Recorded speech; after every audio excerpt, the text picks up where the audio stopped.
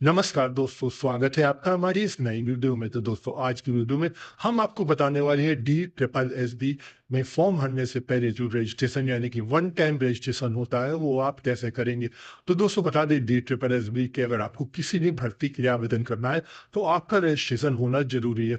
अगर आप पहले से रजिस्ट्रेशन कर रखा है यानी इससे पहले आपने किसी भी D triple S B form को आवेदन कर रखा है तो आपको नया रजिस्ट्रेशन करने की जरूरत नहीं है।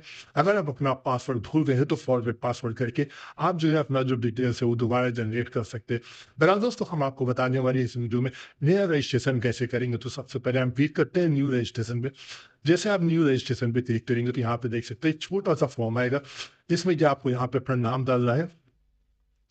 मैं यहाँ पे अपना नाम डाल देता हूँ। नाम डालने के बाद दोबारा नाम आपको यहाँ पे दोबारा रिपीट करना पड़ेगा। यहाँ पे आपको अपनी डेट ऑफ बर्थ यानी कि जन्म तिथि जो है यहाँ पे आपको मेंशन करनी है। तो जन्म तिथि में सबसे पहले आपको ईयर डाल देना है। ईयर डालने के साथ साथ आपको जो आपका मंथ है वो डाल देना है और यहाँ पे आपको डेट डाल देनी है। दोबारा यहाँ पे डेट ऑफ बर्थ आपको जो है मेंशन करनी है। तो मैं यहाँ पे जो है ऑब्लिक करके कर देता हूँ ताकि ये थोड़ा जल्दी हो जाए। नेक्स्ट यहाँ पे आपको क्लास 10 का रोल नंबर डालना है।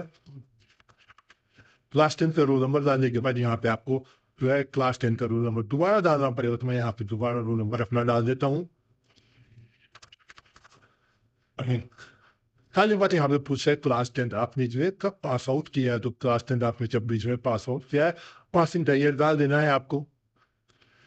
दोबारा पासिंग ईयर डाल देना है। आपको यहाँ पे अपना जेंडर सिलेक्ट करना है। जेंडर सिलेक्ट करने वन नेशनलिटी सिलेक्ट करनी है। फादर नेम डालना है।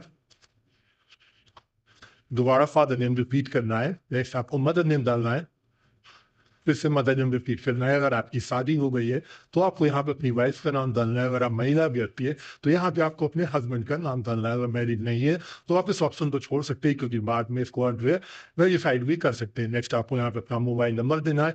मोबाइल नंबर में 0 या 91 वगैरह कुछ भी नहीं लगाना है। ईमेल आईडी देनी है। दोबारा ईमेल आईडी देनी है और यहाँ पे ओटीपी से इसको वेरीफाई करना है। तो चलिए इस काम को करते हैं। मोबाइल नंबर और ईमेल आईडी आपको डालने के बाद यहाँ पे गेट ओटीपी पे क्लिक करना। तो दोस्तों चलिए हम गेट ओटीपी पे क्लिक करते हैं।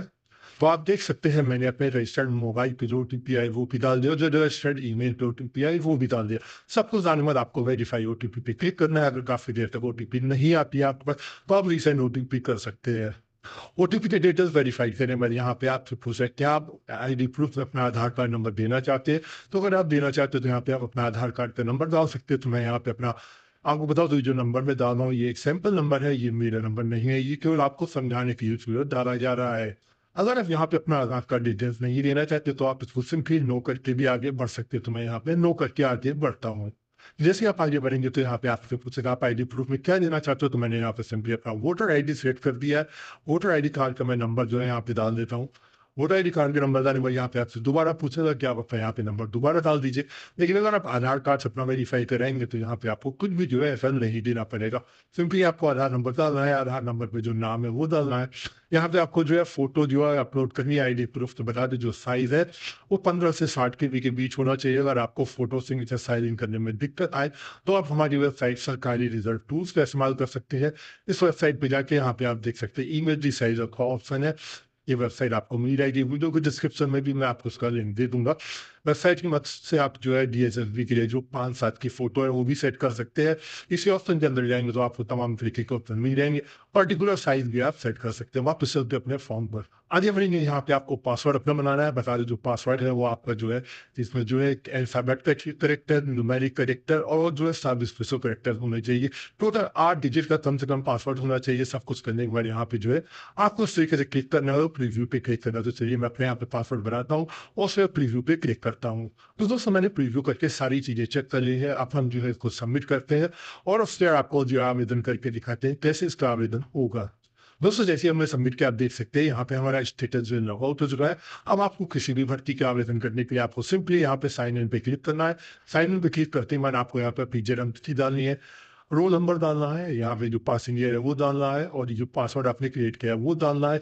उसने एक कैप्चा डाल के साइन इन करना। साइन इन करने के बाद किसी भी DSSB की भर्ती के लिए आवेदन कर सकते हैं। तो दोस्तों वीडियो आपको कैसी लगी जरूर बताइएगा। बहुत जल्द मिलेंगे एक नई वीडियो के साथ। तब तक के लिए इजाजत दीजिए। नमस्कार, धन्यवाद।